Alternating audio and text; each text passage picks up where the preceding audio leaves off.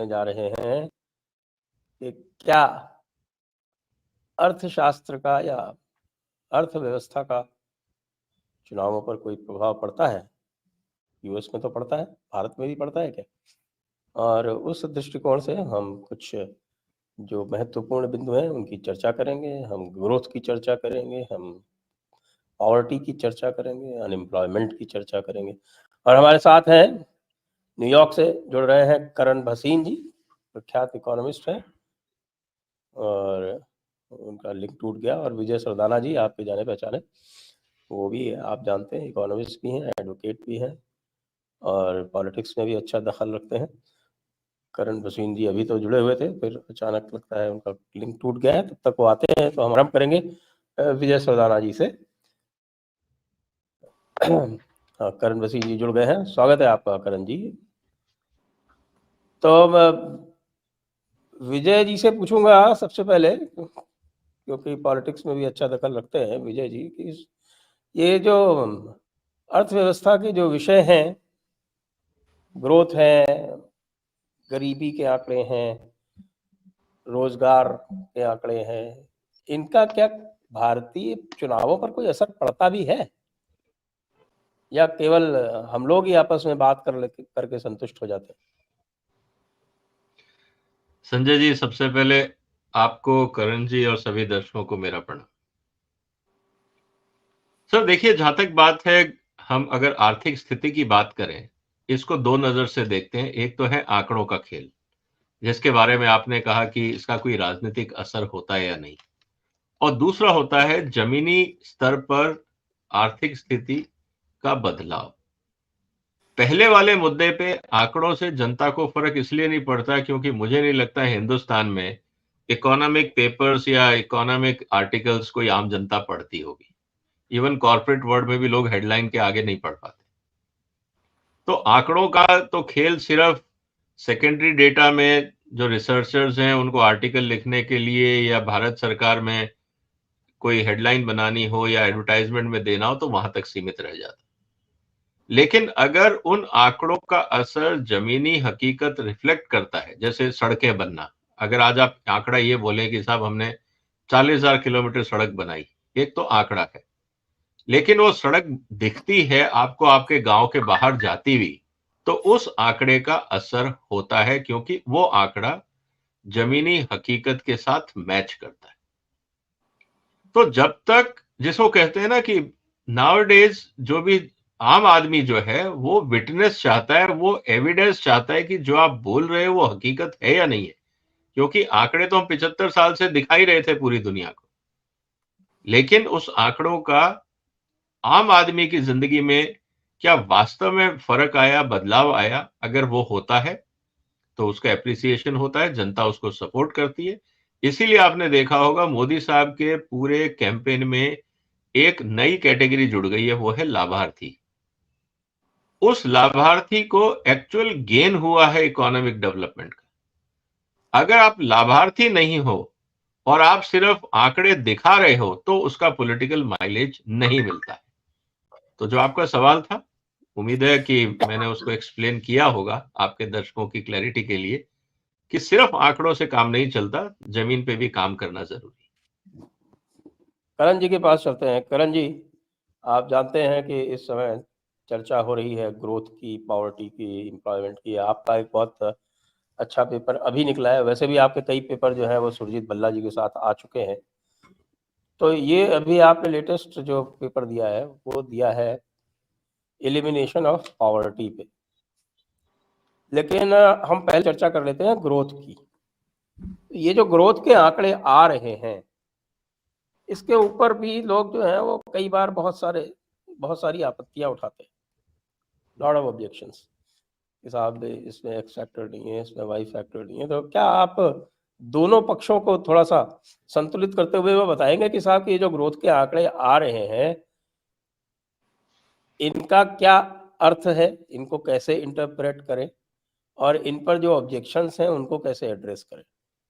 तो जो अभी रिसेंटली ग्रोथ के नंबर्स आए हैं, इसमें काफी क्वेश्चन जो लोग कर रहे हैं वो ये कह रहे हैं कि ये अभी एडवांस एस्टिमेट है, अभी पूरा साल खत्म नहीं हुआ, तो हम अभी वेट करना चाहिए बिफोर हम पूरे साल के एस्टिमेट्स ले या कोई असेसमेंट बनाए कि इकोनॉमिक ग्रोथ कैसी थी।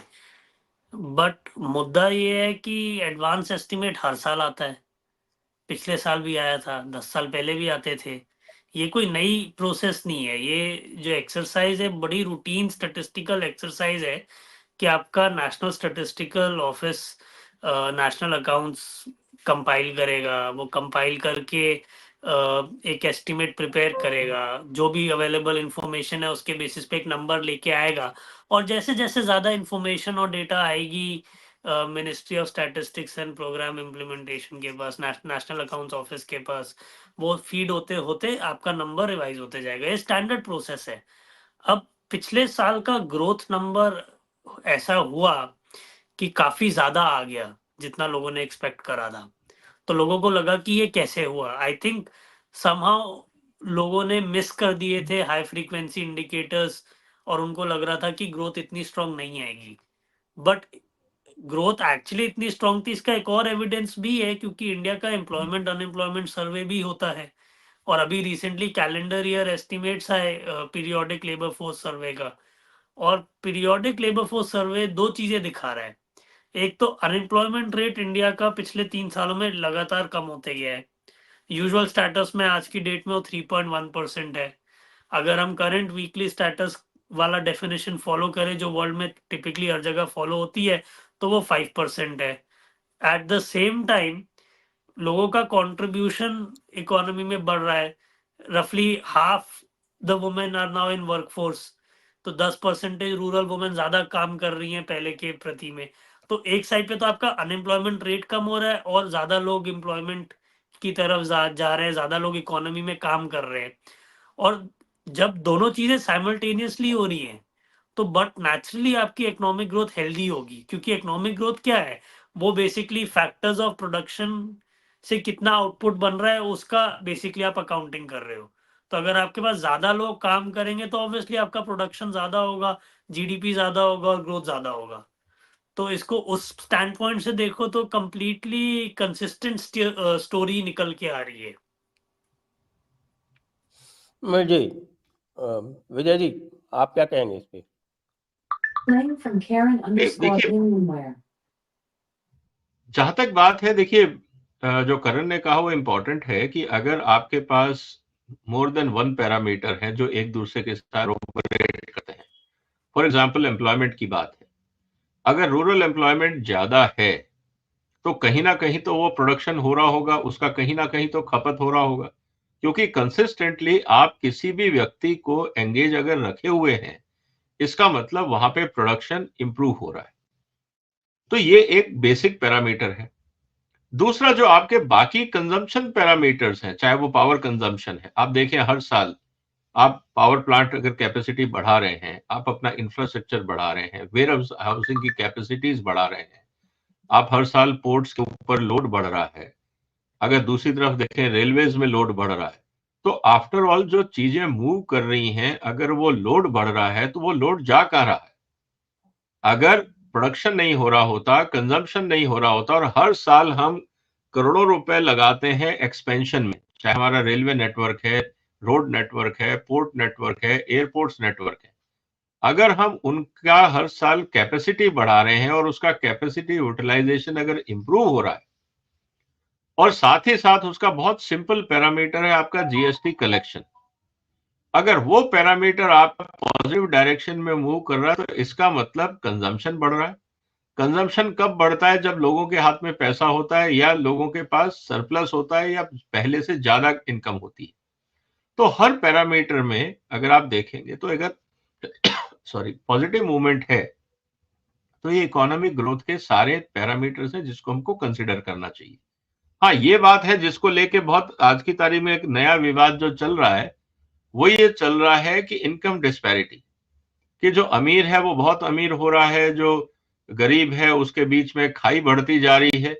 ये एक नेचुरल फिनोमेना है। देखिए, कभी भी स्किल डेवलपमेंट के साथ, मान लीजिए आज मेरे पास कोई पर्टिकुलर स्किल है और उसकी डिमांड है, तो मेरे को आज काम मिला तो मेरी इनकम सपोज आज 100 रुपए हो गई, लेकिन मेरा दोस्त है उसके पास उसकी स्किल नहीं है, उसकी इनकम 0 रही, तो एक ही दिन में हम दोनों के बीच में फर्क आ जाता है 0 से 100 का।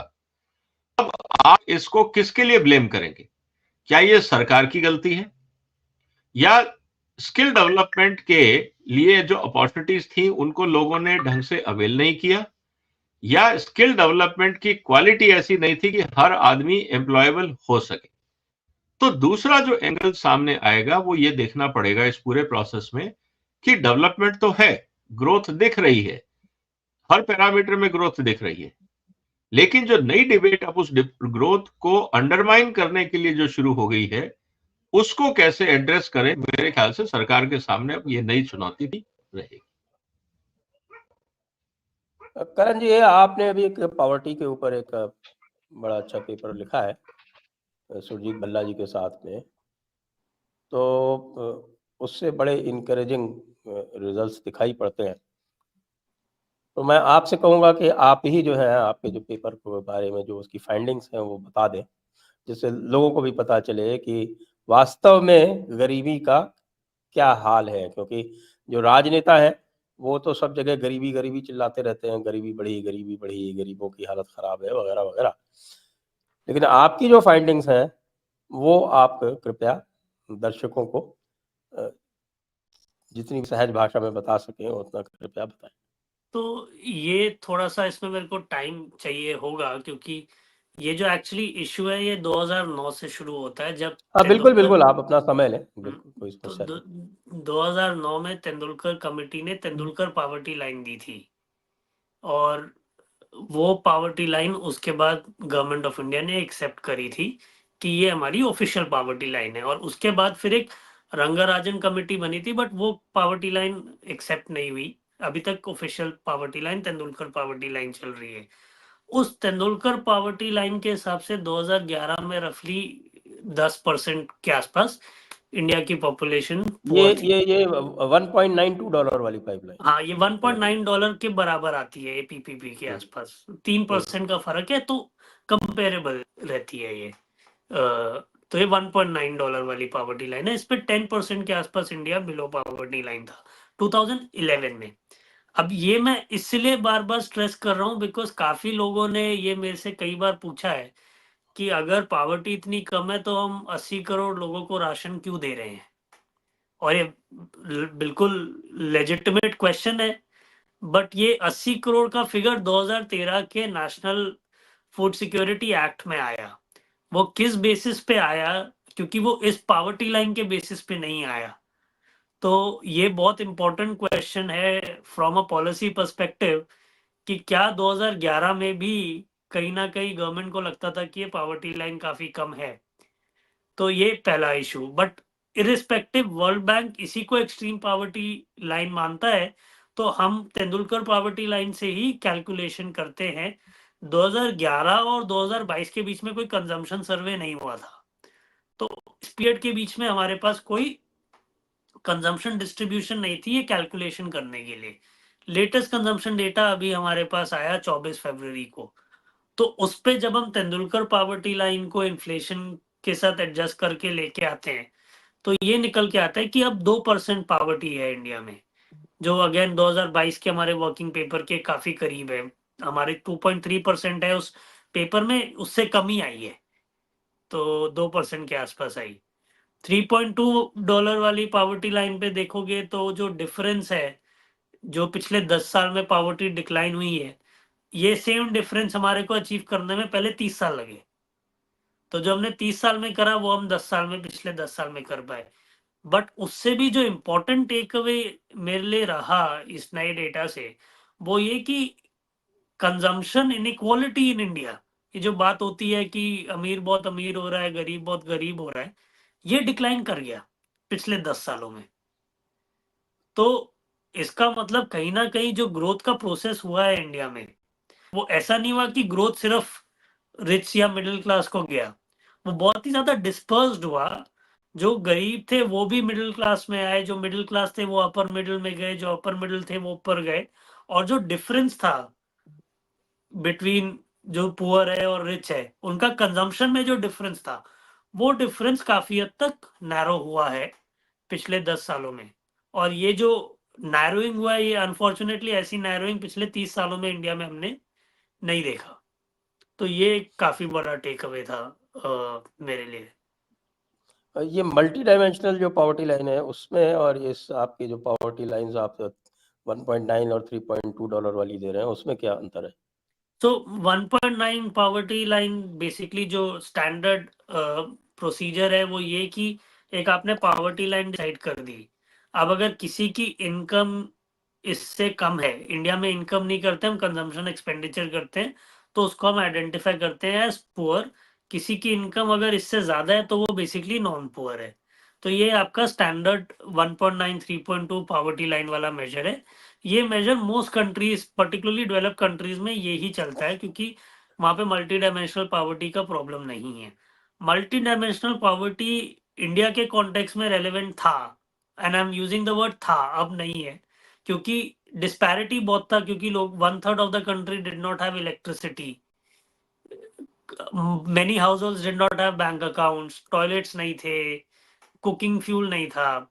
तो डेप्रीवेशन अलग अलग कैटेगरीज के अंदर था। अब मल्टी डायमेंशनल में 3 बकेट्स होती हैं। न्यूट्रिशन, जो बेसिकली आपका हेल्थ वाला बकेट हो गया, एजुकेशन, जो आपका अगेन ये दोनों मेजर ह्यूमन कैपिटल के कंपोनेंट्स हो गए, और तीसरा लिविंग स्टैंडर्ड्स। तो आपके न्यूट्रिशनल के इंडिकेटर्स होते हैं, हेल्थ के इंडिकेटर्स होते हैं, और लिविंग स्टैंडर्ड्स के इंडिकेटर्स होते हैं। इंडिया के अंदर एक की रीजन मल्टी डायमेंशनल पॉवर्टी का हिस्टोरिकली हाई रहने का ये है कि जो लिविंग स्टैंडर्ड्स थे वहां पे बहुत substantial part of our population was deprived. naturally after Saubhagya Yojana, after Swachh Bharat, after PM Awas and all of these programs, living standards का डेप्रीवेशन कम हुआ है और मल्टी डायमेंशनल पॉवर्टी भी इंडिया में रिड्यूस हुई है। मेरा अपना आकलन ये है कि next multi dimensional poverty report would probably be the last multi dimensional poverty report in India. तो जो next national family health survey होगा उसके बाद बेसिकली हम मल्टी डायमेंशनल पॉवर्टी कैलकुलेट करना बंद कर देंगे, क्योंकि वो नंबर अगेन 1-2% के आसपास रह जाएगा, और at that level again it becomes a useless exercise to do, क्योंकि उसमें आप कुछ कर नहीं सकते। पॉवर्टी लाइन का क्या है कि अगर पॉवर्टी लाइन के हिसाब से 2% पॉवर्टी है तो आप पॉवर्टी लाइन बढ़ा सकते हो, बट मल्टी डायमेंशनल में वो स्कोप नहीं है, तो वो एक्सरसाइज वहीं खत्म हो जाती है। विजय जी के पास चलते हैं। विजय जी, ये जो इनकम इनइक्वालिटी की बात आ रही है, एसबीआई रिसर्च की जनवरी 2024 की रिपोर्ट है जो ये कहती है कि Gini coefficient has declined from 0.472 during assessment year 2014-15 to 0.402 for AY 2022-23, and the share of top 2.5% taxpayers with income more than rupees 10 crores has declined from 2.81% in 2013-14 to 2.28% in 2020-21। तो यदि इसको ध्यान में रखें तो हमारे राहुल गांधी जी हर जगह चिल्लाते घूमते हैं कि साहब की सारा पैसा अडानी अंबानी के पास चला गया, गरीबों के पास नहीं रहा। तो इसको कैसे आप देखेंगे उनके पर्सपेक्टिव से? देखिए, एक सबसे बड़ा जो चैलेंज हिंदुस्तान में है, कभी भी आप इकोनॉमिक्स की या इस तरह के आंकड़ों की बात करते हैं तो वो है फाइनेंशियल लिटरेसी। और इस गैप का फायदा राहुल गांधी या बाकी ऑपोजिशन बड़े जोर शोर से उठाते हैं। अब सवाल इस बात का है कि अगर अडानी साहब की या अंबानी साहब की कंपनियों का वैल्यूएशन बढ़ रहा है, दो चीजें अलग हैं। एक है वैल्यूएशन और दूसरा है इनकम। अगर आप देखें कि कंपनियों की income, take example, private company, private bank और सरकारी बैंक। सरकारी बैंक में एसबीआई आज सबसे बड़ा बैंक है, किसी भी प्राइवेट सेक्टर बैंक से बड़ा है, लेकिन सरकारी बैंक होने के कारण उसका वैल्यूएशन कंपेयर टू उनसे जो छोटे प्राइवेट बैंक हैं उनसे ज्यादा है। इसका मतलब क्या? तो इसका मतलब यह है कि अगर आप एफिशिएंट हैं, अगर आपका मैनेजमेंट एफिशिएंट है, तो मार्केट आपको रेस्पेक्ट देता है और उसका वैल्यूएशन आपको मिलता है। प्राइवेट सेक्टर में अगर बड़ी कंपनियों का, जिनका नाम अक्सर पॉलिटिशियंस लेते हैं, अगर उन्होंने अपनी कंपनियों को अच्छे ढंग से चलाया है और वो प्रॉफिट में है और मार्केट उनकी परफॉर्मेंस को रिस्पेक्ट देता है और वैल्यूएशन इंप्रूव होती है, तो निश्चित रूप से इसमें वो किसी की जेब का पैसा नहीं काट रहे। इस बात को आपको ध्यान रखना होगा, वो किसी गरीब का पैसा नहीं छीन रहे। उन्होंने अपनी कंपनियों को सही चलाया, और जहां मुझे लगता था कि अगर उसी के लेवल की कोई इनएफिशिएंट कंपनी होती और अगर उसका शेयर 10 रुपए का होता, उसी सेक्टर में अच्छी परफॉर्मिंग कंपनी जिसका कॉर्पोरेट गवर्नेंस अच्छा हो, जिसका ट्रैक रिकॉर्ड अच्छा हो, उसको कंपनियों को 10 की जगह लोग 20, 30, 40 रुपए भी शेयर में देने को तैयार होंगे, क्योंकि लोगों को वहां भरोसा है। That's a level of confidence. अब सवाल इस बात का आता है कि जो गैप की हम बात कर रहे हैं वो है एक्चुअल इनकम को लेके। अगर हम एवरेज इनकम की बात करें तो अगर पर कैपिटा इनकम अगर हिंदुस्तान में बढ़ी है, तो per capita income absolute terms में यह है कि आपको एक्चुअली महीने में कितना कैश आपके हाथ में आया, और दूसरा है नोशनल वैल्यू जो आपको स्टॉक मार्केट में मिलती है कि आपने तो वही पैसा लगाया लेकिन कंपनी का वैल्यू 100 की जगह आज 1000 हो गया, वो नोशनल वैल्यू है। सवाल अब इस बात का है कि हम जो कंपैरिजन कर रहे हैं वो एक्चुअल वैल्यू और नोशनल वैल्यू को मिक्स कर रहे हैं, या हम एक्चुअल वैल्यू या एक्चुअल वेल्थ को आपस में कंपेयर कर रहे हैं। अगर हम आपस में कंपेयर करते हैं तो मुझे लगता है कि डिफरेंस कम हुआ है, लेकिन अगर नेशनल वैल्यू बढ़ती है, अगर शेयर प्राइसेस बढ़ता है, तो ये भी देश के लिए अच्छा है। उसके दो कारण, एक तो ये कि इन्वेस्टर को इस बात का भरोसा है कि हिंदुस्तान में जो कंपनियां काम कर रही हैं आज उनकी performance, corporate governance, market opportunity, margins जो भी हैं वो जो आज है आने वाले दिनों में उससे बेहतर होंगे। तो एक तो ये पॉजिटिव मैसेज निकलता है जब भी किसी सेक्टर का वैल्यूएशन या कंपनी का वैल्यूएशन बढ़ता है, पहली बात। दूसरा, लोगों को यह भी लगता है कि शायद आने वाले दिनों में जिस तरह से भारत में पॉलिटिकल स्टेबिलिटी है, अनसर्टेनिटी नहीं है, तो अगर हम भारत में पैसा लगा रहे हैं और अगर हम लंबे समय तक भी लगाएंगे तो भी कोई प्रॉब्लम नहीं है। तो जो मार्केट से अभी तक प्लेयर्स बाहर थे वो अच्छी कंपनियों के अगर शेयर खरीदते हैं, अगर वो कॉस्ट में, या जिसको हम मार्केट की लैंग्वेज में पी रेशियो बोलते हैं, अगर वो वैल्यूएशन में एक्सपेंसिव भी हैं और लॉन्ग टर्म इन्वेस्टर अगर उस शेयर को खरीद के रख लेता है और उसके कारण उसकी वैल्यूएशन अगर थोड़ी और बढ़ जाती है नेगेटिव, तो डिपेंड करता है कि हम किस नजरिए से फाइनेंशियल मार्केट्स को या वेल्थ कैलकुलेशन को देखते हैं।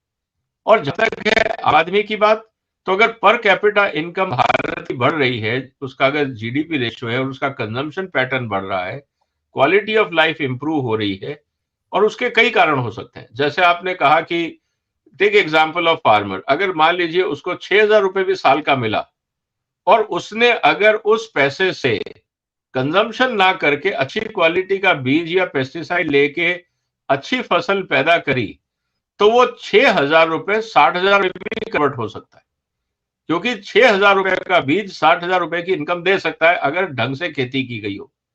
तो ये कुछ चीजें हैं जो मल्टीप्लायर फैक्टर इकोनॉमी में होता है, जिसको हमें ध्यान रखना पड़ेगा।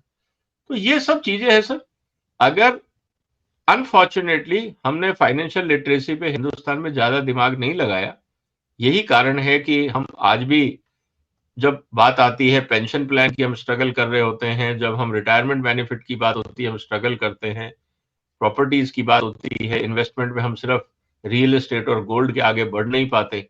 ये सब कॉम्प्लेक्स सिचुएशंस हैं। जो अभी तक बात हुई थी हमने बेसिक एजुकेशन की कि आपको हिंदी इंग्लिश आनी चाहिए, मैथमेटिक्स और साइंस आना चाहिए, कंप्यूटर आना चाहिए, ये अपनी जगह है, लेकिन मुझे लगता है हिंदुस्तान के हर व्यक्ति को फाइनेंशियल नॉलेज भी लेना जरूरी है अगर उसको अपनी लाइफ में तरक्की करना है। जी करण जी, मैंने वो जीनी कोएफिशिएंट की बात की, थोड़ा सा आप उसके ऊपर भी प्रकाश डालें और ये भी बताएं कि आपने अनएम्प्लॉयमेंट स्टडी भी की है और ये कहा जाता है कि साहब अनएम्प्लॉयमेंट बहुत बढ़ गया है, कि रोजगार जो है वो बहुत बड़ी समस्या है, बेरोजगारी बहुत बड़ी समस्या है।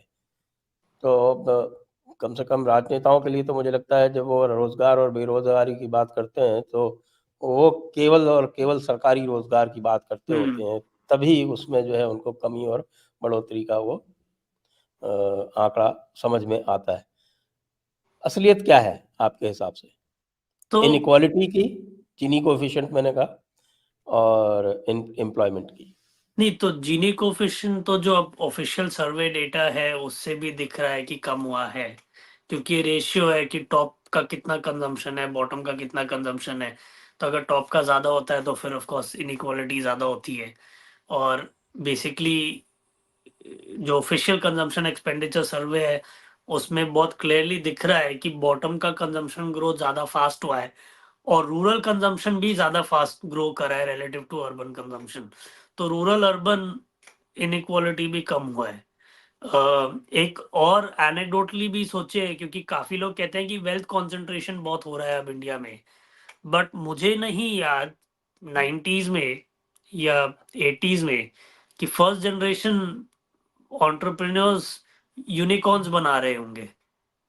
That is a very new phenomena in India, right? कि आप वेल एजुकेटेड है, अभी आप कॉलेज से ग्रेजुएट हुए और आपने अपना स्टार्टअप करा, वेंचर कैपिटल लिया, एंड बेसिकली एक आर्म से फैमिली से आते हैं आप, मिडिल क्लास से, and suddenly you and up for basically having a unicorn company and making money. So first generation millionaires, multi-millionaires and billionaires, so it's a very new thing।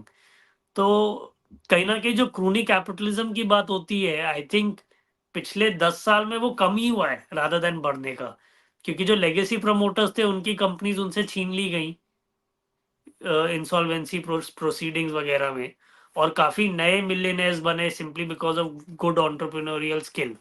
तो overall wealth inequality भी asset and liability सर्वे होता है NSO का, उसमें भी यही दिख रहा है कि कम हुई है, एंड कंजम्पशन इनइक्वालिटी भी कम हुई है। सीएमआई का डेटा भी दिखाता है कि इनइक्वालिटी कम हुई है। पीएलएफएस जो लेबर फोर्स का सर्वे है उसका कंजम्पशन सप्लीमेंट भी दिखाता है कि इनइक्वालिटी कम हुई है, और टैक्स का डेटा भी दिखाता है कि इनइक्वालिटी कम हुई है। तो अगर सारे इंडिकेटर्स एक ही चीज दिखा रहे हैं तो कहीं ना कहीं सब तो गलत नहीं होंगे। तो वो इनइक्वालिटी का क्वेश्चन एड्रेस करता है। जो एम्प्लॉयमेंट का क्वेश्चन है काफी इंटरेस्टिंग है, क्योंकि पिछले साल का पीरियोडिक लेबर फोर्स सर्वे अभी आई थिंक 2 दिन ही हुए हैं रिलीज हुए, और वो दिखाता है कि 2023 में यूजुअल स्टेटस में जो लॉन्ग टर्म एम्प्लॉयमेंट मेजर करने के लिए है, इंडिया में unemployment rate is actually 3.1%। Now 3.1% is lower than what is considered to be full employment level in the US. अगर यूएस की okay, economy okay. Full employment पे है तो वो हिस्टोरिकली 4% माना जाता है। अभी of course there is discussion की शायद 4 नहीं 3.8 है, या but consensus view pre pandemic था 4% का। तो यूजुअल स्टेटस में इंडिया उससे कम है। रिसेंटली कनाडा का फरवरी का अनएम्प्लॉयमेंट नंबर आया 5.8%, जो अगेन 3% से जी। बहुत ज्यादा है। आप यूके जी। का नंबर उठा के देख लीजिए, सारी डेवलप्ड कंट्रीज है जहां unemployment rate generally full employment के पास रहता है, 4% के आसपास रहता है। तो इंडिया का अनएम्प्लॉयमेंट रेट उससे कम है।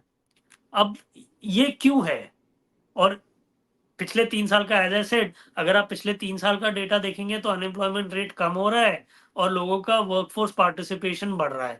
तो more people are participating, looking for jobs, looking for employment, and despite more number of people looking for employment, unemployment rate is going down, which means you're adding more jobs than job seekers in the economy। और एक इसका major factor ये है कि government का जो capex का push है उसका बहुत पॉजिटिव मल्टीप्लायर इफेक्ट हो रहा है एम्प्लॉयमेंट क्रिएशन में। तो एक साइड पे तो आप इंफ्रास्ट्रक्चर में बहुत हैवी स्पेंडिंग कर रहे हो, तो कंस्ट्रक्शन वर्कर्स की लेबर मार्केट ऑलरेडी टाइट है, बट जब गवर्नमेंट हैवी कैपेक्स इन्फ्यूजन करता है वो सिर्फ आपका अनस्किल्ड कंस्ट्रक्शन लेबर की डिमांड नहीं बढ़ा रहा। You need a civil engineer, you need dozen of consultants who will first work on preparing of that DPR and everything. Then you need to monitor those, and you need like surveillance tools, so you kind of also create employment in that area. So suddenly when you have increased your capex substantially over the last 3 years, the positive multiplier effect on employment is much larger than what was originally anticipated. और वो उस physical push की वजह से ही आप देख रहे हैं अनएम्प्लॉयमेंट लेवल्स इंडिया के अंदर 3%, यूजुअल स्टेटस 5%, वीकली स्टेटस पे आ गया है। तो ये of course government jobs is a different issue. Just because unemployment rate is at 3 or 5% does not mean कि कल अगर रेलवे की भर्तियां शुरू होगी तो वहाँ PhDs अप्लाई नहीं करेंगे, वो करेंगे फिर भी, बट वो इसलिए नहीं कर रहे कि उनके पास कुछ और करने के लिए नहीं है, वो इसलिए कर रहे हैं क्योंकि गवर्नमेंट की जॉब आज भी बहुत ज्यादा अट्रैक्टिव प्रोपोजिशन है for a large part of the population who wants that. तो वो प्रेफरेंस का इशू है, अनएम्प्लॉयमेंट का इशू नहीं है। जी, और 2004 से 14 के बीच में आपसे जब बात हो रही थी तो आपने बताया था लगभग ऑफिशियल डेटा जो है वो 70 लाख एम्प्लॉयमेंट क्रिएशन का है। जी, सो ये पार्लियामेंट में क्वेश्चन पूछा गया था कि कितनी जॉब्स ऐड हुई हैं इस पीरियड में, तो तब ये रिस्पॉन्स आया था कि अबाउट 7 मिलियन जॉब्स। एक्चुअली इसमें भी काफी इंटरेस्टिंग फिगर है, 2004 से 9 के बीच में तकरीबन 1 करोड़ 30 लाख जॉब्स बनी थी और 8 के बाद 60 लाख जॉब्स चली गई। ओके। तो वो उस पीरियड के अंदर नेट जॉब लॉस काफी ज्यादा था। ओके, तो अब क्या है 14 से 24 का क्या? कंपेरेबल डेटा सीरीज पे काम कर रहे हैं, बट लगभग जो मोटा मोटा निकल के आ रहा है वो ये कि एक साल में ज्यादा ही जॉब्स बनी है जितनी उस 10 साल के पीरियड में आई थी, उससे एक साल में उससे जितनी 10 साल में जॉब्स ऐड हुई थी इन अ गिवन ईयर, उससे ज्यादा जॉब्स ऐड हुई हैं। 1 year equal to 10 years of 2004-14। Yes. तो अगर आपको याद होगा उस पीरियड में एक टर्म काफी फेमस हुआ था, जॉबलेस ग्रोथ। तो वो बहुत पिक्यूलियर था। दो टर्म्स बड़े डिस्कशन में थे ड्यूरिंग दैट डेकेड, एक तो जॉबलेस ग्रोथ था, दूसरा लेटर पार्ट में पॉलिसी पैरालिसिस 2009 के बाद। So those were the two defining features why growth lagged in that decade. The only reason पहले पार्ट में ग्रोथ इंडिया की काफी अच्छी रही, और ये हमने एक रिसेंटली प्रिंट के आर्टिकल में शो करा था, ग्लोबल ग्रोथ बहुत अच्छी थी पहले 5 साल में, और उस चक्कर में वो होता है ना कि rising tide lifts all boat, तो इंडिया का ग्रोथ रेट भी लिफ्ट अप हो गया। बट अगर हम सबट्रैक्ट करें ग्लोबल ग्रोथ और इंडिया के ग्रोथ को, तो turns out India grew faster in the second period, क्योंकि 2014 ऑनवर्ड्स ग्लोबल ग्रोथ स्लो रही है, but relative to that India का ग्रोथ अच्छा रहा है। जी, दर्शकों से अनुरोध है कि आप अपने प्रश्न जो भी पूछना चाहें आप पूछ सकते हैं व्हाट्सएप के माध्यम से, सुपर चैट के माध्यम से, और आपसे ये भी अनुरोध है कि कृपया सब्सक्राइब अवश्य कर लें चैनल को, और साथ में आप जो QR स्कैन करके, हमारा के QR आपको दिखेगा ऊपर, उसको स्कैन करके आप हमें सपोर्ट कर सकते हैं, हमें आप आर्थिक रूप से सहयोग कर सकते हैं। विजय जी, आपने ये सारे आंकड़े सुने, निश्चित रूप से आपको ज्ञात होंगे। अब इनको थोड़ा सा जो हमारा इस समय पॉलिटिकल डिस्कोर्स चल रहा है उसके साथ में रख के देखें और अपना निष्कर्ष बताएं। देखिए, जहां तक बात है पॉलिटिकल डिस्कोर्स की सर, वो तो ऑब्वियस है, कुछ उसमें नई बात नहीं है। गरीबी हिंदुस्तान की राजनीति का एक महत्वपूर्ण अंग है। बेरोजगारी, आप बगैर उसके राजनीति कर नहीं सकते। महंगाई की जो हम बात कर ही रहे हैं, तो कहने का मतलब है कि सर ये 5-6 जो टर्मिनोलॉजीज हैं, ये भारत की राजनीति के अभिन्न अंग है, चाहे आप सत्ता में हो या ना हो। कोई भी पॉलिटिशियन, चाहे वो रूलिंग पार्टी हो या अपोजिशन पार्टी हो, गरीबी, महंगाई, बेरोजगारी, ये सब चीजें, सुरक्षा, हेल्थ केयर, एजुकेशन, ये जो बेसिक्स ऑफ लाइफ है, इनके बगैर तो राजनीति हो नहीं सकती। तो ये तो स्लोगन उठेंगे, लेकिन सवाल इस बात का है कि सर जो लोग स्लोगन उठा रहे हैं, मैं सिर्फ एक ही बात कह रहा हूं कि आप कोई रोल मॉडल तो बताइए जिससे जनता ये समझ पाए कि आप जो गरीबी की बात कर रहे हो, बेरोजगारी की बात कर रहे हो, आपके पास वास्तव में कोई प्लान है या नहीं है। क्योंकि अगर आप अनरीजनेबल कमिटमेंट करते हो, तो जैसे कहते हैं ना कि अब जरूरत से ज्यादा अगर खातिरदारी होती है तो शक होने लगता है, क्योंकि चक्कर क्या है। तो अगर पॉलिटिकल पार्टी जरूरत से ज्यादा एम्बिशियस स्टेटमेंट्स देने लगती हैं, तो जनता को लगता है ये सब भुलावा है, ये धोखाधड़ी है, इससे बच के रहो। जहां तक बात है रीजनेबलनेस की, उसके लिए आपको एक्शन प्लान दिखाना पड़ेगा कि हमारा ये प्लान है। 2014 के अगर हम चुनाव के आसपास का टाइम देखें तो उस समय एक जो चर्चा हुआ करती थी वो होती थी गुजरात मॉडल, कि गुजरात मॉडल मोदी जी ने जो बनाया है वो पूरे देश में लागू होगा। जनता को एक टेंजिबल विजिबल चीज दिखती थी कि अगर हमें वोट देना है तो हमें किस पे देना है, अगर डेवलपमेंट की हम बात करें तो गुजरात मॉडल। आज जब ऑपोजिशन से बात की जाती है तो ऑपोजिशन के पास कई सारे स्टेट हैं, बिहार है जो मतलब उसमें रूल था, बंगाल है, तेलंगाना है, आपका आंध्र प्रदेश है, तमिलनाडु है, कई ऐसे राज्य हैं जो ऑपोजिशन रूल्ड है। तो वहां से कोई ऐसा रोल मॉडल ऑपोजिशन जनता के सामने रख सकता है कि देखिए हमारा रोल मॉडल ये होगा। आज चुनौती इस बात की है कि स्टेटमेंट बहुत दिए जा रहे हैं लेकिन टेंजिबल जिसको जनता देख सके, परख सके, समझ सके, वो नहीं कोई बता रहा है। तो फिर वही बात होती है सर, जैसे अगर हम किसान की भी बात करें, मेरा जो अनुभव किसानों के साथ रहता है कि जब भी आप किसान को कोई नई चीज बताते हो तो उसको एप्रीहेंशन ये रहता है कि यार पता नहीं ये चलेगी या नहीं चलेगी, अपने पुराने बीज पे या पुराने पेस्टिसाइड पे ही टिके रहो, कम से कम वो काम तो करता है। ये नए के चक्कर में ऐसा नहीं हो कि फसल ही बर्बाद हो जाए और मैं सड़क पे आ जाऊं। तो जो डेमोन्स्ट्रेशन इफेक्ट है वो आम आदमी जो हिंदुस्तान का एवरेज मतदाता है वो डेमोन्स्ट्रेशन इफेक्ट पे जाता है। और यही कारण है कि अगर आप मोदी साहब का एजेंडा देखो, उन्होंने एक चीज पे बहुत जोर दिया था, उनको पता है ये बात। उन्होंने कहा कि जो स्कीम हम लॉन्च कर रहे हैं आप इंश्योर करो कि लाभार्थी तक पहुंचे और उसकी चर्चा हो और लोगों को दिखाया जाए। और ऐसा अक्सर अगर आप यूपी चुनाव के समय भी अगर सर रिफ्लेक्ट करें तो लोगों ने ये कहा था कि गांव में मेरे देखो साहब मेरी बहन को घर मिल गया है, मेरे को अभी नहीं मिला, लेकिन क्योंकि बहन को मिल गया है तो शायद नेक्स्ट राउंड में मेरा नंबर आ जाएगा। तो एक डेमोन्स्ट्रेशन इफेक्ट था कि लोगों को एक रेफरेंस पॉइंट दिखता था कि चलो शौचालय बन गया, घर बन गया, किसी को कोई और आयुष्मान कार्ड मिल गया, किसानों के अकाउंट में 2000 रुपए आ गए।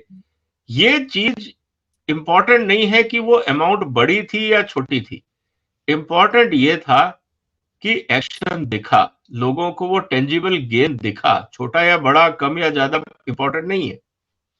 ये जो डेमोन्स्ट्रेशन इफेक्ट होता है ये एवरेज आदमी के लिए बहुत इंपॉर्टेंट होता है। ऑपोजिशन के साथ आज सबसे बड़ा प्रॉब्लम ये हो रहा है कि स्टेटमेंट बहुत आ रहे हैं लेकिन उनके पीछे कोई लाइव एग्जाम्पल, कोई डेमोन्स्ट्रेशन इफेक्ट नहीं है कि देखिए हमने पंजाब में ऐसा कर दिया या हमने दिल्ली में ऐसा कर दिया या हमने बंगाल में ऐसा कर दिया, ऐसा हम पूरे देश में करने वाले। ऐसा कहीं कुछ नहीं दिख रहा है, सिर्फ स्टेटमेंट आ रहे हैं। तो इसकी कीमत पॉलिटिक्स में उठानी पड़ती है कि लोगों का विश्वास आप कैसे जीतोगे। और अगर आप लोगों का विश्वास नहीं जीत पा रहे हो तो फिर लोग आपको क्यों वोट दें, ये तो अल्टीमेटली पॉलिटिक्स है और इसी को समझना जरूरी है। जी, तो मैं करण से पूछूंगा कि आपका भारतीय अर्थव्यवस्था है, इंडियन इकोनॉमी के बारे में आउटलुक क्या है? 5 year time period, 10 year time period? I think growth के लिए चैलेंजेस तो एक्सटर्नल एनवायरनमेंट में रहेंगे, मतलब they are here to stay. जैसे मैंने बताया कि 2000 से 2010 के पीरियड में ग्लोबल ग्रोथ बहुत हेल्दी थी, उसके बाद वाले डेकेड में कम थी, तो वो चैलेंजेस रहेंगे। बट एटलीस्ट लास्ट डेकेड में एक टेम्पलेट दिखा है कि India can grow despite external challenges reasonably well. तो at least for the next 5 years 7.5% should be healthy, मतलब ऑन एन एवरेज हम ये टच करेंगे। और जब हम ये कंसिस्टेंटली टच करेंगे, एक बहुत रियलिस्टिक पॉसिबिलिटी है कि with in the next 5 years, बल्कि काफ़ी उससे पहले, हम एक थर्ड लार्जेस्ट इकोनॉमी की तरह इमर्ज कर जाए। उसका एक रीज़न ये भी है कि ऑफकोर्स जो हमसे इमीडिएट ऊपर है नंबर 4 और नंबर 3, वो दोनों इकोनॉमीज टेक्निकली रिसेशन में हैं, तो वहां पे कॉन्ट्रैक्शन हो रहा है, हम बहुत फास्ट पेस पे ग्रो कर रहे हैं, तो that of course plays a role. But जो सबसे इम्पोर्टेंट ट्रांजिशन होगा अगले 5-10 साल में वो पर कैपिटा इनकम में होगा, क्योंकि अभी क्या है, अभी हम 2,500 पर कैपिटा इनकम से 3, 3.5, 4 and then eventually $5,000 per capita income पे जाएंगे। तो 2,500 पे क्या हुआ है कि basic needs are taken care of for a large part of the population. तो खाने के लिए 2 स्क्वायर मील्स वाली अब टेंशन नहीं है काफी, at least vast majority of population को। थोड़ा सा डिस्पोजेबल इनकम भी है जो वो जाके स्पेंड कर रहे हैं on different class of items. जैसे ये 2.5 से 5 हो जाएगा तो वो डिस्पोजेबल कंजम्पशन के आर्टिकल्स बहुत सब्सटैंशियली इंक्रीज हो जाएंगे, और वो ऑलरेडी आपको दिख रहा है। क्योंकि अगर आप नोटिस करेंगे पिछले 1.5 साल में, because of proliferation of credit, particularly credit card, और ये जो इजी ईएमआई ऑप्शन आ गया है क्रेडिट कार्ड पे 0% ईएमआई में, उस चक्कर में ऑलरेडी कंज्यूमर ड्यूरेबल्स की सेल इंडिया के अंदर काफी बढ़ गई है। So a lot of that transition where more houses will have now air conditioning, fridges, and those will become like basic necessities rather than luxury items. तो वो एक ट्रांजिशन अगले 5 साल में देखने को मिलेगा। उसके बाद के 5 साल बाद I would be very surprise अगर मैं रोड्स पे 2 व्हीलर्स देखूंगा। सो ये 2 बहुत ऑब्जेक्टिव मेट्रिक्स हैं मेरे माइंड में। मेरे को लगता है नेक्स्ट 10 years में people who will be driving 2 wheelers would be those who drive it for leisure, not because they can't afford a car. So those are the 2 very tangible transitions in Indian economy and Indian society that I expect. जी, and how soon you think India can become a middle income country? So India is already a low middle income country. India has been a middle income country for quite some time. World Bank के definition के हिसाब से we are there. In fact, that is the reason why again in 2022 for Brookings we wrote कि because India has become a middle income country, so we should now disband the Tendulkar poverty line and move to the $3.2 poverty line as the extreme poverty line going forward. Okay, और India is 3.2 basically के not, हिसाब से 3.2 हाँ, के हिसाब से हमारी poverty line कहाँ पे है? पॉवर्टी कितनी है percentage? on top of my mind, I think around 24 है या some in 20s में है वो. I'm forgetting the exact figure. I think 25 point something है. 24 या 25 point something. It's about quarter. Okay, on the 3.2 line. On the 3.2 line. But it's there in the Brookings article. Abhi somehow it's just skipping my mind. But this is an important thing कि people don't realize this. India is no longer a poor country. India is no longer a low income country. It's already a middle income country, and it was a middle income country in 2019 itself. But somehow वो India भी थोड़ा reluctant था initially वो tag हटाने के लिए, क्योंकि concessional lending चली जाती है। So a lot of incentives are such कि आप चाहते नहीं हो कि आप सडनली मिडिल इनकम में चले जाओ, क्योंकि फिर आपकी एक्सटर्नल फाइनेंसिंग की कॉस्ट बढ़ जाती है, कंसेशनल लेंडिंग चली जाती है। तो गरीब दिखने आइए के अब चलते फायदे, हैं। सॉरी, गरीब दिखने के फायदे हैं। पूरी इंडस्ट्री है। गरीबी के भी फायदे हैं, गरीबी पूरी इंडस्ट्री है जैसा ये कह रहे हैं, और राजनीति में तो गरीबी बहुत ही महत्वपूर्ण है, भारतीय राजनीति में। आइए अब चलते हैं, दर्शकों के प्रश्न आए कुछ, उनको ले लेते हैं। सबसे पहले आर्यवीर जी का प्रश्न है, और आर्यवीर जी ये पूछ रहे हैं कि if Indian economy is booming, then why capital formation is at 29% of GDP in China? It is still, sorry, of GDP. In China, it is still 42%. Why, despite Make in India, the percentage of manufacturing in GDP is just 14% since 1990s? Please answer. Karan. So the capital formation number is wrong. I put out a recent chart on this. Basically India का capital formation as percentage of GDP is close to all time high.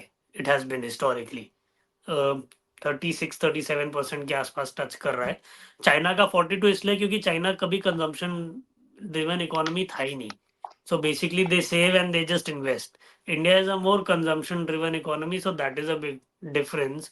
And manufacturing as a share of GDP ka growth as a metric for Make in India is very problematic because आपका services का growth बहुत healthy है. So if services keep growing faster than manufacturing, even if your manufacturing is going faster than before, उसका share constant रहेगा. और वो ही दिख रहा है अभी. तो ऑल्दो हमारा मैन्युफैक्चरिंग का एक्सपोर्ट काफी ज्यादा बूस्ट हुआ है रिसेंटली. और इसमें एक और इंटरेस्टिंग चीज मेरे को रिसेंटली पता चला, अपेरेंटली हमारे काफी इंडेक्स ऑफ इंडस्ट्रियल प्रोडक्शन के जो वेट्स है या जो आइटम्स हम क्लासिफाई करते हैं वो पूरी मोबाइल मैन्युफैक्चरिंग की वैल्यू चेन कंसिडर नहीं करती. सो somehow I have this suspicion and I'm still working on figuring out how much of a difference it makes because of some of these sectors. But we underestimate the share of value addition in manufacturing because of again, having old base and stuff like that. So once you correct for those, maybe 2-2.5% naturally आपको bump up दिखेगा. Okay, next. Okay, this is to Vijay ji. Do you think education policy of this government is same as Nehru focus on building IIT, IIM, AIMS and not focusing on primary and vocational training? Everybody wants to become engineer, doctor. Nobody wants to go into blue collar jobs. It's a very, very vital issue which is raised. इसमें 2-3 बातें हैं. जहां तक बात है भारत सरकार की जो पॉलिसी है IIT, IIMs और एम्स बढ़ाने की, मुझे इसमें थोड़ा सा कंसर्न ये लगता है कि जो एग्जिस्टिंग IIT और IIMs थे, they were suffering from good quality faculty. उनका क्वालिटी स्तर गिर रहा था. अब हमने हर राज्य में एक IIT और एक IIM खोल दिया. हमने एक्चुअली IIT और IIMs के ब्रांड को डाउनग्रेड किया है, अपग्रेड नहीं किया है. क्योंकि ये एक चीज दिखाने को थी गवर्नमेंट ऑफ इंडिया के पास कि हमने इतने सारे IIT खोल दिए, लेकिन आज हालत इतनी खराब है इन IITs और IIMs की कि IIM को लोकल मैनेजमेंट कॉलेज से फैकल्टी बुला के पढ़वाना पड़ता है. तो कहने का मतलब ये हो गया है सर कि जो ये गवर्नमेंट ऑफ इंडिया ने 2 बहुत इंपॉर्टेंट ब्रांड थे इंडिया के एजुकेशन के लिए, IIT और IIM, उसका वैल्यू डिग्रेडेशन किया है. क्यों किया है? सिर्फ पॉलिटिकल रीजन हो सकता है और कोई जस्टिफिकेशन नहीं है, क्योंकि दुनिया में हार्वर्ड एक ही है और उसकी डिमांड है. प्रिंसटन यूनिवर्सिटी एक ही है, ऑक्सफोर्ड एक ही है. वो उन्होंने 50 नहीं बनाए, हार्वर्ड के 50 कैंपस नहीं बनाए उन्होंने, क्योंकि उनको पता है कि क्वालिटी, एजुकेशन क्वालिटी बहुत इंपॉर्टेंट चीज है और वो ऐसे नहीं होता है. तो कहीं ना कहीं हमने टिपिकल पॉलिटिकल फ्रीबीज के चक्कर में हर स्टेट को एक IIM फ्री दे दिया, एक IIT फ्री दे दिया कि हमने इतने सारे बना दिए. That is against national interest, चाहे इसका जस्टिफिकेशन कुछ भी हो. जहां तक एजुकेशन पॉलिसी की बात है, अभी भी बात वहीं आ रही है कि क्या हम नौकरी के लिए लोग पैदा कर रहे हैं, राइटर्स बिल्डिंग जैसे कलकत्ता में है, जहां पे सिर्फ आप सरकारी अधिकारी और कर्मचारी बैठाते थे जो आपके कागज काले करे, या education policy entrepreneurship and innovation को बिल्ड कर रही है. अगर एजुकेशन पॉलिसी के अंदर एंटरप्रेन्योरशिप और इनोवेशन फोकस नहीं है, वो एजुकेशन पॉलिसी लायबिलिटी क्रिएट करेगी, एसेट क्रिएट नहीं करेगी.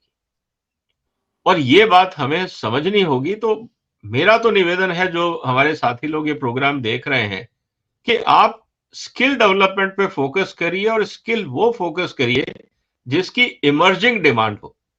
आप अगर 5 साल पुराने स्किल पे जाएंगे तो मुझे लगता है कि वो फायदा नहीं करेगा. एक एग्जांपल मैं देता हूं, चाइना का एग्जांपल आया था पहले भी.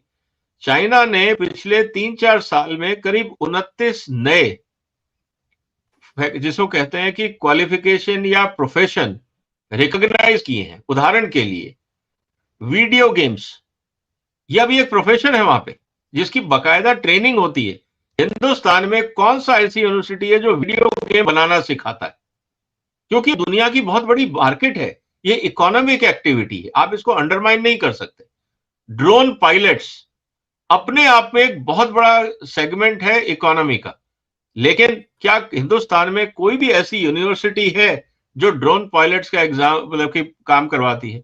आर्टिफिशियल इंटेलिजेंस अपने आप में बहुत बड़ी इकोनॉमी बन रही है, लेकिन उससे रिलेटेड जो प्रोडक्ट्स हैं, सेंसर्स अपने आप में बहुत बड़ा है। जब हम इंडस्ट्री 4.0 की बात करते हैं, बगैर सेंसर्स के वो चल नहीं सकती। हमारे यहाँ पे कितने कॉलेजेस हैं जिसमें सेंसर्स को लेके स्पेशलाइज्ड ट्रेनिंग प्रोग्राम है? मुझे तो नहीं पता। तो कहने का मतलब है कि हम अभी तक हमारे जो माइंडसेट है एजुकेशन को लेके, वो अभी भी नौकरी वाला माइंडसेट है। और जब आप एजुकेशन पॉलिसी की बात करते हैं, मैं कभी कभार उनके डिस्कशंस में बैठा हूं, तो वो क्या देखते हैं? अगर किसी को यूपीएससी का एग्जाम देना होगा ग्रेजुएशन के बाद, तो यूपीएससी के ये 5 रिक्वायरमेंट है, तो ग्रेजुएट में ये 5 पढ़ाना जरूरी है, क्योंकि उसको अल्टीमेटली यूपीएससी जाके सरकारी बाबू बनना है। हम लोग कंपटीशन एग्जाम की रिक्वायरमेंट को देख के एजुकेशन पॉलिसी डिजाइन करते हैं, which is absolutely absurd and illogical. हमें मार्केट नीड को देखना चाहिए। कंपटीशन एग्जाम, सरकारी नौकरी, आज भी यूनिवर्सिटीज में जो एकेडमिक काउंसिल है उसका डिस्कशन ये होता है, अगर हमने ये कोर्स पढ़ा है तो इसको जॉब कौन देगा? अगर जॉब नहीं मिलता तो ये पढ़ाना क्यों जरूरी है? तो वही पढ़ाओ जिससे उसको नौकरी मिले।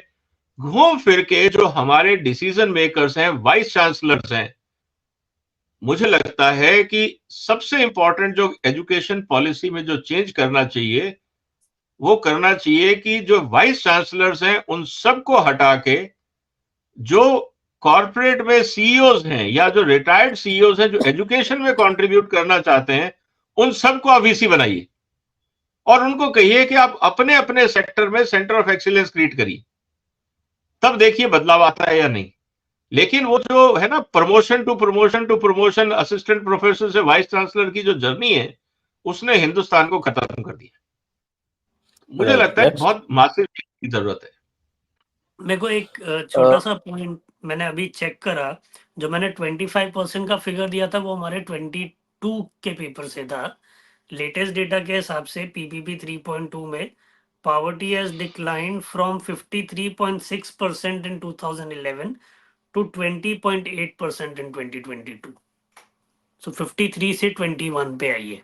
तो अगेन मैंने जैसे कहा, हमारा 22 का पेपर ओवर एस्टिमेट कर रहा था पावर्टी, और डेटा उससे ज्यादा इनकरेजिंग है। Okay, good. Dr. Nishikant, what is the improvement in per capita GDP, HDI and hunger index? Hunger index is a phony index. There is no doubt that there is a problem in protein consumption. However, consumption of protein had increased slightly. Okay, Karan. So new consumption data obviously shows कि protein intake is gradually on a rise and cereal consumption decrease कर रहा है, so it's encouraging. But human development indicators में ना एक काफी issue आता है malnourishment का, and I don't know how many people appreciate this, but एक इथियोपिया में study हुई थी, क्योंकि वहां पे उन्होंने बहुत ज्यादा न्यूट्रिशन दिया, बट वो न्यूट्रिशन बॉडी एब्जॉर्ब नहीं कर पा रहा था, तो स्टंटिंग और वेस्टिंग काफी हो रहा था। तो the researchers were puzzled ki we are giving adequate nutrition, why is it not happening? Then they realized there is a environmental enteropathy factor, एक gut bacteria होता है जो gut में nutrition आपका basically absorb करता है body में, और उसके लिए आपको चाहिए होती है clean sanitation, and this is a intra-generational issue. So अगर suppose करो आपके पास बचपन में sanitation नहीं था improve, तो आपका nutrition absorption life long weak रहेगा, और इसका थोड़ा इफेक्ट अगर सपोज करो मदर को ये प्रॉब्लम है तो उसके ऑफस्प्रिंग में भी एक जनरेशन तक रहता है। नाउ अभी आपने टॉयलेट्स बनाए हैं और अभी आप पानी पहुंचा रहे हैं, तो जो न्यूट्रिशन से आप जितना अचीव कर सकते थे, न्यूट्रिशनल डेफिशिएंसी कम कर सकते थे, you are trying your best to do that through those measures, but unfortunately India की policy historically has ignored these other aspects that also contribute to your human development indicators. And ये स्वच्छ भारत का जो सबसे major benefit eventually show होगा, वो of course diarrhoea के prevalence वगैरह में तो होगा ही होगा, बट नेक्स्ट NFHS सर्वे में अगर आप एज वाइज कॉम्पोजिशन देखोगे, यंग बच्चों का अगर 5 साल बाद होता है तो less than 5, what is the stunting, wasting वगैरह के parameters equivalence over there, you would find that to be much lower than what you found in the 2019 and 20 survey. So those are some, interlinkages that when we think about per capita GDP, HDI, we also need to keep in mind that there are all kinds of non-linear effects that happen from having safe and clean sanitation, more hygienic environment, better cooking fuel and stuff like that. Okay, next is Ajay Nagendra. Question to Vijayji: what is the true reason why SBI has not released the data to EC on bonds? How do you see this playing out for the BJP in the Lok Sabha election? It has no impact in the Lok Sabha election that I can tell you as an election analyst. Rest for Vijayji. देखिए, जहां तक बात है SBI को data देने की, मुझे नहीं लगता बहुत मुश्किल है देना। लेट्स बी वेरी प्रैक्टिकल, क्योंकि कुछ भी चीज आज की तारीख में पेपर रिटर्न नहीं है, कंप्यूटर पे। अब रही बात की टैली करना, जितना डेटा है आप उतना दे दीजिए, let supreme court and the concern authorities look at it. उसके बाद अगर उनको और कोई क्लैरिफिकेशन चाहिए होगा, SBI can always offer. So मेरा ये कहना है कि आपके पास जो इन्फॉर्मेशन थी आप दे देते, सुप्रीम कोर्ट की रिक्वायरमेंट पूरी हो जाती, आप इसी इलेक्शन कमीशन को देते, वो वहां चला जाता। बाद में क्लैरिफिकेशंस आते रहते, जवाब करते रहते, अननेसेसरी इसको इशू बनाने का कोई मतलब नहीं था। अब रही बात कि इसका असर कितना होना है, जनता कहाँ इन चीजों में जाती है। देखिए, तो पॉलिटिकल मैंने बोल दिया, आरंभ में ही बोल दिया कि इट इज नॉन इशू। जनता आज की तारीख में उनको पता है कि ये सब चीजें रहती है। हाँ, वो कांग्रेस सोचती होगी कि it is an issue, but that's not an issue. Next is BJP 400 की राष्ट्रवादी लहर से पंजाब वंचित है, जेबीजेपी। Okay, it's a statement, not a question. Next, Sameer Mahapatra: the value system behind consumption based capitalist economy is fundamentally rooted in meritocracy, which is a myth. Can there ever be an alternate social credit system other than money? Karanji, question for you. I mean, what better capitalist society than to be in India? Jahan we pray to gods and goddesses of wealth. So fact is that wherever there is a economy where there is production and wherever there is an economy where there is any exchange or trade, you need an instrument for that exchange to happen. And whether you call it a credit system, whether you call it money, आप कुछ भी कर लो, function वही रहेगा. There will always be a unit of measure for a medium of exchange, and that is what money does. So you can replace it with gold coins, you can replace it with credit score. Ultimately, it's doing the same purpose. So that does not change, and this is a myth that India ka inherent social, religious, cultural belief is contrary to capitalist economy. On the contrary, historically, India has been the most open economy. अगर आप pre-British जाएं, we were always for free trade. There were no restrictions on entrepreneurship. आपको जो काम करना था आप कर सकते थे. इंडिया के अंदर कारखाने थे जहाँ पे वेपन्स बन के यूरोप में जाया करते थे. टेक्सटाइल का बहुत बड़ा एक्सपोर्टर था India pre-British. In fact, as it so happens, India had more economic freedom even under the British than it did immediately after independence. Quite right. So we became Russian economy after independence. So it's a very peculiar thing. I've always wondered why, we gained political independence, but we surrendered our economic independence, economic freedom. So it's a very peculiar question that why we did so. But it's a interesting thing that most people don't realize this, that historically India has always been a very open consumption capitalist kind of driven society, and there's nothing wrong with it, because exploitive nature nahi raha hai. A lot of the other forms are more exploitive. You go what happened in Soviet Union or see what's happening in China right now. So I know many people from India's so-called left love China, But ask them today, do they want to be China of today? जहाँ उनका real estate is in a mess, उनका population pyramid खराब हो गया क्योंकि उन्होंने autocratic one child policy लगाई. In fact, in another Brookings article that I did last year, September, May, you would see it is going to take 22 years for India's economy to be of the same level as of China. Because they are not going to grow as fast as they were, and India is going to grow on an average about 3 percentage point faster for the next 20 years. Yes, without नहीं, the social, इसमें without incurring the social problems that China did. Yeah. नहीं, इसमें एक चीज और है संजय जी, जो point हो रहा था कैपिटलिस्ट इकोनॉमी को लेके historically.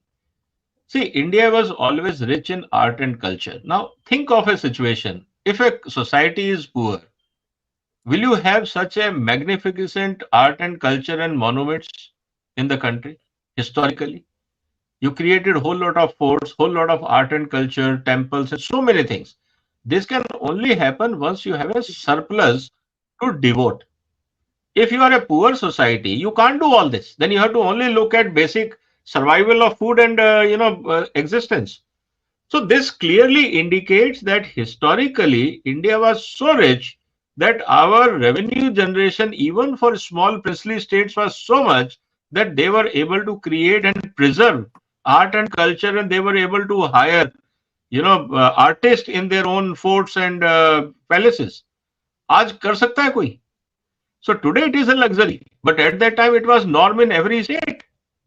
So that was also a justification that we should appreciate that historically India was rich in all sense. Right. Next is Vasant Shetty. Modi's biggest challenge moving ahead will be a freebies politics. When judiciary and Modi government are planning to implement Vijay Sardana's suggestion to counter it. And we will know after the next elections. बड़े निर्णय होने की बात है. अब वो बड़े निर्णय क्या होंगे, कैसे होंगे? मुझे लगता है कि बड़े निर्णय जो हैं वो शायद जुडिशरी से रिलेटेड भी हो सकते हैं, फ्रीबी से रिलेटेड भी हो सकते हैं. So that is, I think, in the realm of future. We take the next question. In states like Bengal, education is finished. In India, getting any government paper is extreme hassle for a common person. How India could improve the way from being a cheap labor society? ये बहुत बड़ा misconception है लोगों को कि India is a cheap labour society. India की जो manufacturing strength है वो किन एरियाज में? फार्मेसी में चीप लेबर है क्या? हाई स्किल्ड वर्कर चाहिए. Mobile manufacturing again high skilled workers चाहिए. IT, R&D, again high skilled workers चाहिए.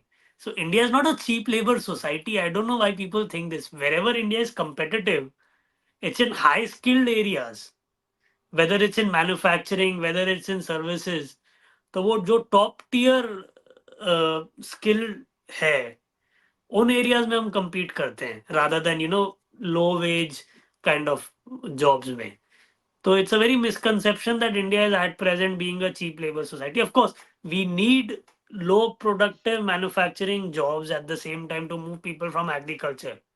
Problem is we don't have that. So I would be happy if we have some of those jobs coming in into those bulk textile industries and those textile mills वगैरह, which can again restart business. उसमें भी एक बड़ा interesting development है. India की textile industry को किल इसलिए भी करा गया. अब वो करा गया या was it because of intent or was it because of policy paralysis? I don't know. But Bangladesh was very smart in terms of getting their free trade agreements done. And suddenly Bangladesh textile goods don't have any duty, whereas Indian goods now have duty in Western markets. तो आपका पूरा का पूरा वो जो cheap labour वाला market था वो किल हो गया. So we need to stop looking down on manufacturing workers as cheap labor. It's not a less dignified job. At the end of the day, any employment that anyone does to provide for their family, it's not cheap. Okay, next Ajay इसमें राजेंद्र जी. एक point है sir जो इन्होंने पूछा ना कि getting government paper is extremely hassle for common man. That is where the whole focus is on digital India. basically to remove the hassles so that people can get access and download whatever requirements they have. That is the whole focus of Digital India. Right. Please. Ajay Nagendra, brilliant insights, Sanjay ji. Thank you to the panel. तो thank you everyone, आप सभी को बहुत बहुत धन्यवाद। यहीं पर हम अपना कार्यक्रम अब समाप्त करेंगे और दर्शकों को धन्यवाद, करण जी को धन्यवाद, विजय जी को धन्यवाद। जय हिंद, जय भारत, वंदे मातरम। Thank you so much. वंदे मातरम सर।